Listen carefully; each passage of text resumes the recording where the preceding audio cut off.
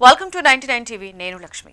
ఆకాశంలో ఎంతో ఎత్తులో ఉన్న శాటిలైట్ల కారణంగా ఈ రోజు మారుమూల గ్రామాలలో కూడా ఇంటర్నెట్ సేవలు అందుబాటులోకి వచ్చేస్తున్నాయి. అలాంటి కీలక వ్యవస్థను సులభంగా ధ్వంసం చేసే పరిస్థితులు నిజంగానే ఏర్పడతాయా? ఒకవేళ అలా జరిగితే దాని ప్రభావం ఎంత తీవ్రంగా ఉంటుంది? ఇప్పుడు చోటు చేసుకున్న పరిణామం భవిష్యత్తులో ఎదురయ్యే ప్రమాదాలకు ఒక ఉదాహరణగా మారుతుందా అన్న సందేహాలు మొదలయ్యాయి. ఇక విషయంలోకి వెళితే ప్రపంచ కుబేరుడు ఎలన్ మస్క్ కు చెందిన స్టార్ లింక్ సంస్థ తాజాగా తన సోషల్ మీడియా వేదిక ఎక్స్ లో ఒక కీలక సమాచారాన్ని వెల్లడించింది. అనూహ్యమైన సాంకేతిక లోపం కారణంగా తమకు చెందిన ఒక శాటిలైట్ ప్రొపల్షన్ ట్యాంక్ నుండి వాయువు విడుదలైందని ఆ పోస్ట్ లో పేర్కొంది. ఈ లోపం వల్ల ఆ ఉపగ్రహం తన స్థిరత్వాన్ని కోల్పోయి కక్ష నుండి అకస్మాత్తుగా కిందకు జారడం ప్రారంభించిందని స్టార్ లింక్ తెలిపింది. ఆ సమయంలో శాటిలైట్ నుండి కొన్ని చిన్న చిన్న శకలాలు బయటకు వచ్చాయని కూడా ఆ సంస్థ వెల్లడించింది. అయితే అవి తక్కువ వేగంతో కదులుతున్న కారణంగా వాటిని ట్రాక్ చేయడం సాధ్యమవుతుందని స్పష్టం చేసింది. ఈ పరిణామాల నేపథ్యంలో ఆ ఉపగ్రహం త్వరలోనే భూ వాతావరణంలోకి ప్రవేశించే అవకాశం ఉందని స్టార్ లింక్ అంచనా వేసింది. ఈ ఘటన నేపథ్యంలోనే అంతరిక్ష భద్రతపై, ఉపగ్రహాల స్థిరత్వంపై, భవిష్యత్తులో ఎదురయ్యే సాంకేతిక ప్రమాదాలపై ప్రపంచవ్యాప్తంగా కొత్త చర్చ మొదలైంది. ఇప్పటికే యుద్ధాలు, భౌగోళిక ఉద్రిక్తతల నేపథ్యంలో అంతరిక్షాన్ని కూడా వ్యూహాత్మక రంగంగా చూస్తున్న తరుణంలో ఇలాంటి సాంకేతిక లోపాలు, దాడులు జరిగితే ప్రపంచ కమ్యూనికేషన్ వ్యవస్థలపై ఎలాంటి ప్రభావం పడుతుంది అన్న ఆందోళన పెరుగుతోంది. మారుమూల ప్రాంతాలకు ఇంటర్నెట్ ను చేరువ చేసిన శాటిలైట్ వ్యవస్థలు ఎంత కీలకమో అవే అంత సున్నితమైనవి అని ఈ ఘటన మరొకసారి గుర్తు చేస్తోంది. అయితే స్టార్లింక్ ఉపగ్రహాలను కూల్చాలని రష్యా ప్రయత్నిస్తుందన్న వార్త కలకలం రేపుతోంది. అంతరిక్షంలో పశ్చిమ దేశాల ఆధిపత్యాన్ని సవాల్ చేయాలి అనే ఉద్దేశంతో రష్యా సరికొత్త ఆయుధాన్ని అభివృద్ధి చేస్తోందన్న అనుమానాలు అంతర్జాతీయంగా చర్చకు దారితీశాయి. ముఖ్యంగా టెస్లా అధినేత ఎలన్ మస్క్ కు చెందిన స్టార్లింక్ ఉపగ్రహాలే లక్ష్యంగా ఈ కొత్త యాంటీ శాటిలైట్ ఆయుధాన్ని రూపొందిస్తున్నట్లుగా నాటోకు చెందిన 2 నిఘా సంస్థలు భావిస్తున్నాయి. కక్షలోనే ఉపగ్రహాలను పేల్చే విధంగా ఈ ఆయుధం పనిచేస్తుందని పశ్చిమ దేశాల నిఘా వర్గాలు హెచ్చరిస్తున్నాయి. దీనిపై అసోసియేటెడ్ ప్రెస్ విడుదల చేసిన నివేదిక ప్రపంచవ్యాప్తంగా కలకలం రేపింది. నిఘా సంస్థల అంచనాల ప్రకారం రష్యా లక్షలాది లోహపు గుళికలను ఒకేసారి విడుదల చేసేలా ఈ ఆయుధాన్ని రూపొందిస్తోంది.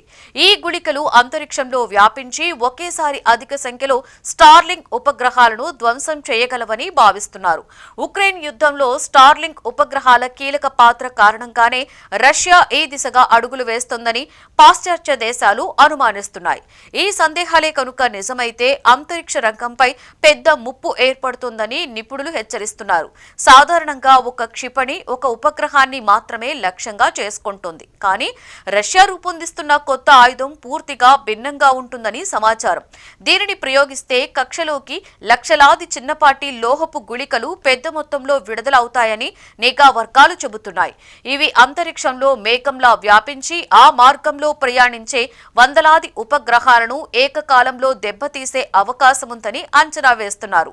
ఈ లోహపు గుళికలు మిల్లీమీటర్ పరిణామంలో మాత్రమే ఉండడంతో వాటిని భూమి మీద నుండి కానీ అంతరిక్షంలో నుంచి కానీ గుర్తించడం చాలా కష్టమని అధ్యయనాలు వెల్లడించాయి.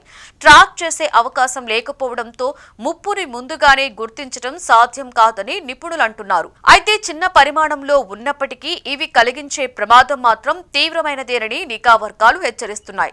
ఇలాంటి చిన్న శకలాల వల్ల ఇప్పటికే ప్రమాదాలు చోటు చేసుకున్న ఉదాహరణలు కూడా ఉన్నాయి. ఇటీవల చైనాకు చెందిన ఒక వ్యోమనౌక ఇలాంటి శకలాల కారణంగా దెబ్బతినింది. దాంతో భూమి మీదకు తిరిగి రావాల్సిన 3 వ్యోమగాములు అంతరిక్షంలోనే చిక్కుకుపోయారు. ఈ సంఘటనలన్నీ చూస్తే రష్యా అభివృద్ధి చేస్తున్నట్లుగా అనుమానిస్తున్న ఈ ఆయుధం వాస్తవంగా అమల్లోకి వస్తే అంతరిక్ష భద్రతకు ఎంత పెద్ద సవాలుగా మారుతుందో అర్థమవుతుంది. ఉక్రెయిన్ యుద్ధంలో స్టార్లింక్ వ్యవస్థ ఒక వెన్నెముకగా పనిచేసింది. రష్యా దాడుల కారణంగా ఉక్రెయిన్లో బూతుల ఇంటర్నెట్, టెలికమ్యూనికేషన్ వ్యవస్థలు తీవ్రంగా దెబ్బతిన్న సందర్భాలలోనూ స్టార్లింక్ ఉపగ్రహాల ద్వారా కీలక కమ్యూనికేషన్ను ఉక్రెయిన్ కొనసాగించగలిగింది. సైనిక సమాచార మార్పిడి నుండి సాధారణ పౌర అవసరాల వరకు స్టార్లింక్ కీలక పాత్ర పోషిస్తోంది. ఇదే కారణంగా రష్యా దృష్టి ఈ ఉపగ్రహాలపై పడిందని నిపుణులు చెబుతున్నారు.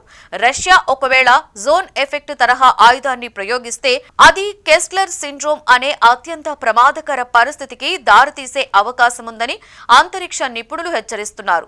ఒకసారి భారీ సంఖ్యలో ఉపగ్రహాలు ధ్వంసమైతే వాటి శకలాలు మరో ఉపగ్రహాలను ఢీకొంటూ ప్రమాదాన్ని పెంచుతాయి. అలా గనుక జరిగితే ఎర్త్ లోవర్ ఆర్బిట్ లో ప్రయాణం కష్టతరమవుతుందని అంచనా. ఈ రకమైన ఆయుధం కేవలం స్టార్లింక్ కే పరిమితం కాకుండా మొత్తం అంతరిక్ష రంగానికే ముప్పుగా మారుతుందని నిపుణులు స్పష్టం చేస్తున్నారు. అమెరికా, యూరప్ దేశాల ఉపగ్రహాలే కాకుండా రష్యా, చైనా ఉపగ్రహాలకి కూడా ప్రమాదం పొంచి ఉంటుందని చెబుతున్నారు. అంతర్జాతీయ అంతరిక్ష కేంద్రంతో పాటుగా చైనా స్పేస్ స్టేషన్ కూడా ఈ శకలాల వల్ల ప్రమాదంలో పడే అవకాశముందని హెచ్చరిస్తున్నారు. ఎర్త్ లోవర్ ఆర్బిట్ లో ఉన్న లక్ష్యాలను ఛేదించే సామర్థ్యం ఉన్న S-500 క్షిపణి వ్యవస్థను తాము ఇప్పటికే మోహరించినట్లుగా రష్యా ప్రకటించింది. అంతేకాకుండా 2021లో ప్రచ్ఛన్న యుద్ధ కాలానికి చెందిన ఒక పాత ఉపగ్రహాన్ని ధ్వంసం చేసేందుకు రష్యా క్షిపణి ప్రయోగం కూడా చేసింది. ఈ పరిణామాల నేపథ్యంలో రష్యా మరింత శక్తివంతమైన కొత్త ఆయుధాన్ని అభివృద్ధి చేస్తోందన్న అనుమానాలు పశ్చిమ దేశాలలో పెరుగుతున్నాయి. అయితే కొన్ని దేశాలు మాత్రం ఈ ఆరోపణలను అతిశయోక్తిగా కొట్టిపారేస్తున్నాయి. అయితే ఇలాంటి ఆయుధం వాడితే అది రష్యాకే ముప్పుగా మారుతుందని కొందరు విశ్లేషకులు అభిప్రాయపడుతున్నారు. రష్యా మాత్రమే కాకుండా దాని మిత్రదేశమైన చైనాతో సహా ప్రపంచవ్యాప్తంగా అనేక దేశాలు, ప్రైవేటు కంపెనీలు కమ్యూనికేషన్, నావిగేషన్, రక్షణ అవసరాల కోసం వేలాది ఉపగ్రహాలపై ఆధారపడుతున్నాయి. అంతరిక్షంలో గందరగోళం ఏర్పడితే ఆ ప్రభావం అందరికీ సమానంగా పడుతోందని వారు చెబుతున్నారు. ఈ కారణాల వల్లే రష్యా ఈ తరహా ఆయుధాన్ని వాస్తవంగా వినియోగించే అవకాశాలు తక్కువేనని, అంతర్జాతీయ సమాజం దౌత్యపరమైన ఒత్తిళ్ల ద్వారా అడ్డుకునే అవకాశముందని కొందరు నిపుణులు అంచనా వేస్తున్నారు. మొత్తంగా చూస్తే అంతరిక్షాన్ని యుద్ధ రంగంగా మార్చే ప్రయత్నాలు భవిష్యత్తులో ప్రపంచానికే తీవ్రమైన సవాళ్లను తీసుకురావచ్చన్న ఆందోళన మాత్రం స్పష్టంగా కనిపిస్తోంది.